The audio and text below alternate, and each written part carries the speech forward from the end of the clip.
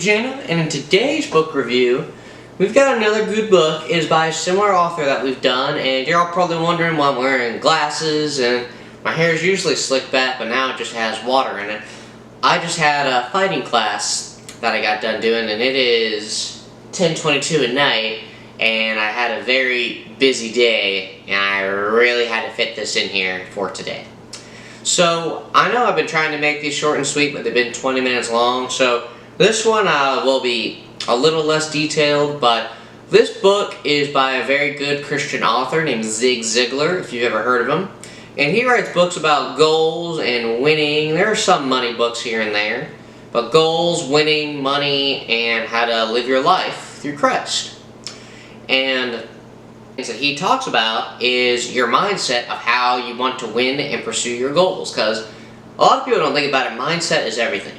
I work out and I do this after 12-hour shifts. I could easily come home and go to bed. Now sometimes a 12-hour shift, you're going to need to let yourself rest so you're not exhausted. So I understand that because you don't want to be dumb. But if you really want to fit some extra work in there, your mindset plays a pivotal role in everything you do in life. Literally everything you do. And it's funny that I bring that up because I talk about it a lot to bring up or really specify how important it is to have a good mindset, because your mindset helps you pursue your goals, your mindset helps you change, your mindset helps you perceive things in life, your mindset helps you forgive, your mindset helps you get through things, or basically get through things when life gets hard. Like, your mindset is everything. So now we're going to dive into the book here, and the book that we have is Born to Win, to Find Your Success. Now notice what he says there, find your success. I believe that I believe that every person on earth can be successful. Because I don't really like people saying, yeah, but it costs too much money to live here, or I'm going to lose all this money by this time, or I don't like this strategy because it works for some people and it might not work for me. I honestly don't like the negativity, but I also do believe there are ways to make a lot of money and be comfortable with the money you make.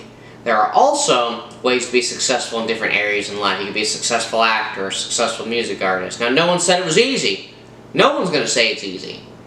But people might say it's pure and simple, which is actually the first thing I'm going to review.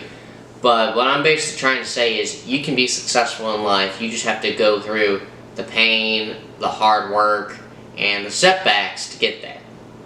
And that's how I view life. I believe any person on earth can be successful. And I think it was Grant Cardone brought something up in one of his books. I think it actually was in If You're Not First, You're Last. Imagine if it was a law that everyone had to invent a product and had to make money off that product. Think of how many inventions would be made every year. Think of the millions and millions of dollars that people could make if they just invented a product. Now, I'm very thankful that that's not a law, but that's just something interesting to think about as to how much our world would change if it was. So we always like to start with the beginning of every book, and this is called Ziglar, Pure and Simple, the preface. So listen to this. The Born to Win philosophy is both profoundly simple and simply profound. The concept that you have to plan to win and to prepare to win before you can expect to win is simple, but simple doesn't mean it's necessarily easy. And when you dig a little deeper, you understand just how profound it really is. So notice what he says here. The concept that you have to plan to win and prepare to win before you can expect to win is simple, but simple doesn't mean it's easy. And when you dig a little deeper, you understand just how profound it really is.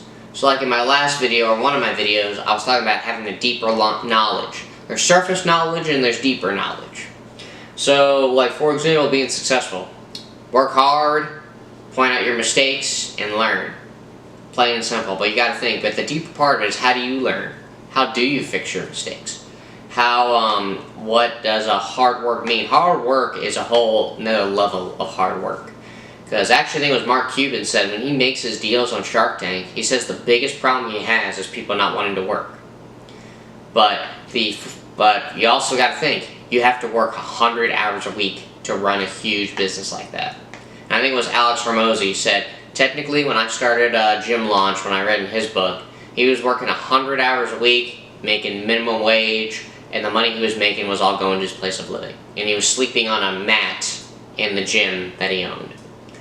Which, that's another book I have to review earlier, but not earlier. But the moral of the story is, you have to dig a little deeper and understand just how profound winning and success really is. Because when you really find your niche, as into what you want to do, you learn as you go on. And you learn from mistakes, you learn from other people, and you learn what hard work is just by simply finding out methods from other people. The next thing that I have for you in this book, after Plain and Simple, is he talks about desire enhances your ability to plan. Because I remember I said in one of my videos, if you plan on the plan not going according to plan, then that's a plan, I believe is what it was. But you have to plan on the plan not going according to plan in life. Because you will deal with setbacks. And now they're not going to be huge setbacks, well hopefully not, but setbacks as in like I crashed my car a few weeks ago. That was a setback where instead of focusing on this and working out, I was figuring out the finances and figuring out how I'm going to get my next car.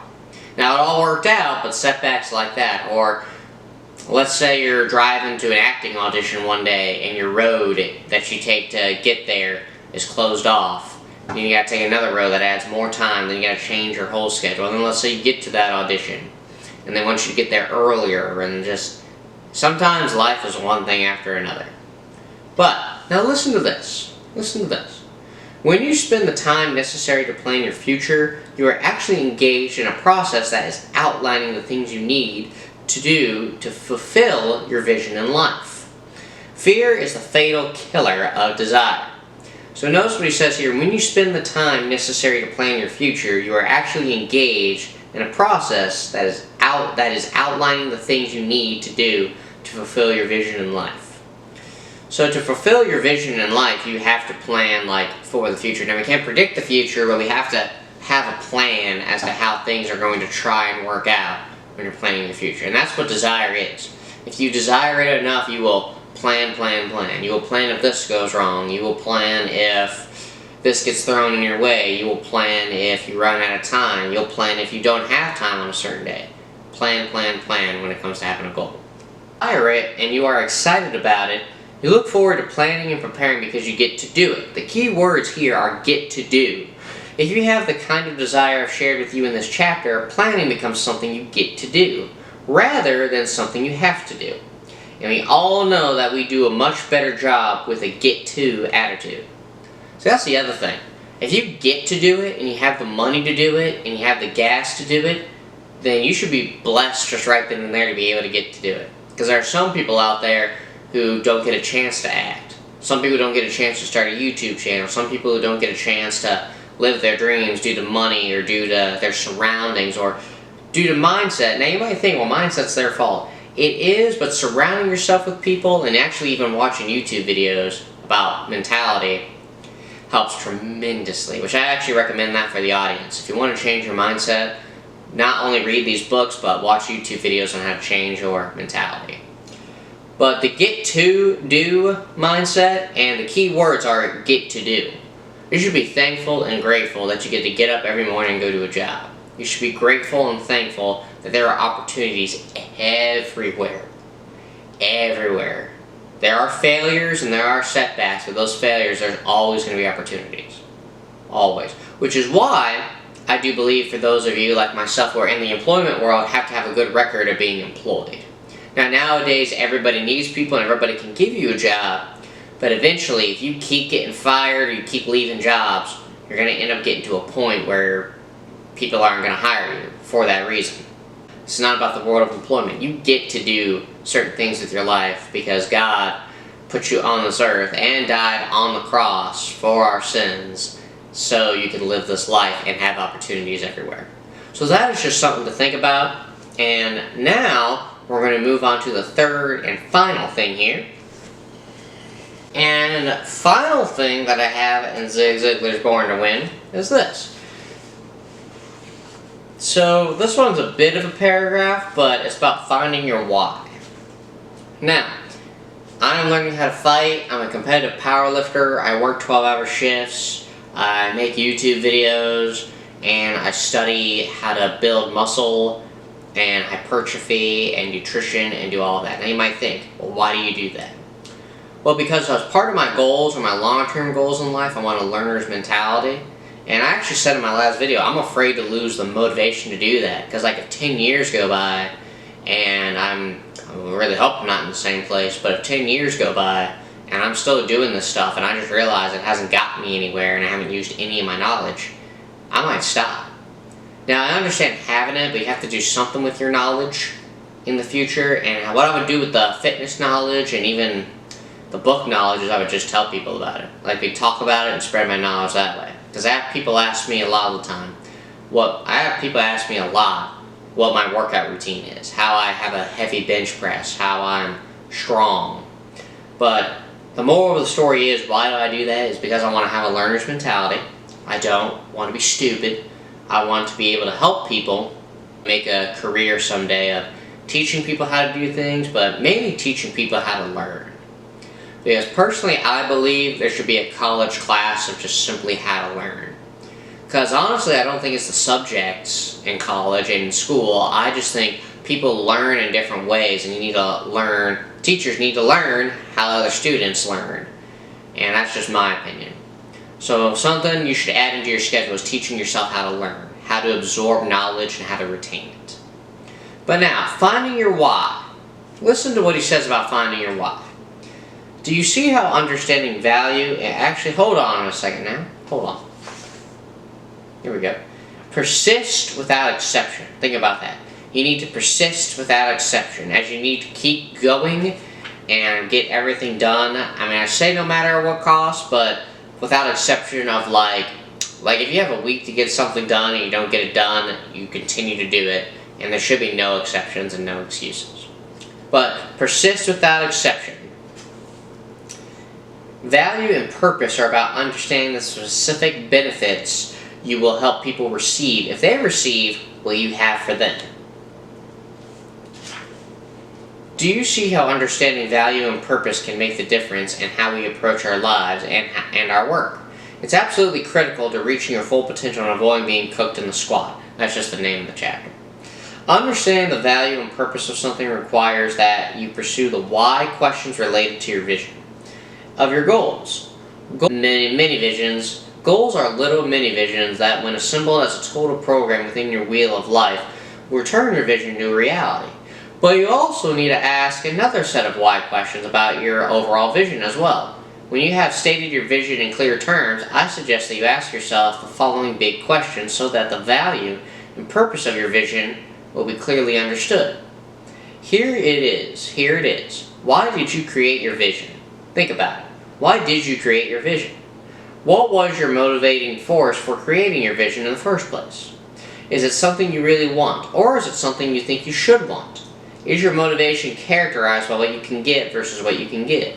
Did you create your vision based on the needs of others and out of a sincere belief that you can help those people get what they want? Or did you come up with your vision just to make more money? Don't get me wrong, I have absolutely nothing against making money. I've been broke and I've been flush, and I can tell you it's a lot more fun to be flush. The undeniable fact, however, is that I made a lot more money after I began to focus on really helping other people get what they want. Before I get into this, I know that was a paragraph, but there was a quote that I read somewhere, it might have been in a book, but if you help people get what they want, then people will help you get what you want.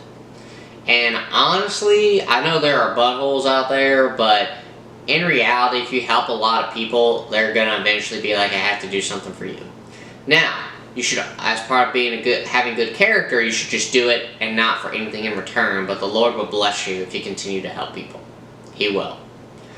But now, in this paragraph, listen to this. Did you create your vision based on the needs of others and have sincere belief that you can help those people get what they want? Or did you come up with your vision just to make more money? Did you create your vision? Yeah. Is it something you think you should want? Is your motivation characterized by what you can get versus what you can give? So that's very deep, but here's the reason why that's deep. Is it what you should want, and is it based on what you can get versus what you can give? So don't get me wrong, we all want to get money out of this, we all want to get a life partner out of this, we all want to get a career out of this, and there's nothing wrong with that. But Your goal will be more clear, and you'll have a bigger why if you really figure out what you can give to people and how you can help them. Because you don't want to be thinking about what you get in return. Because when you're talking to somebody and being super nice to them, you shouldn't really think about what you're going to get in return. When you help somebody, don't think what you can get in return. It's like helping somebody move. You shouldn't, if you have a friend that is moving and you're helping them move, you shouldn't have to get paid, you shouldn't have to get food, you should just do it to help them out. Now, when it says, did you create the vision based on the needs of others and out of a sincere belief that you can help those get what they want, or did you come up with your vision just to make more money?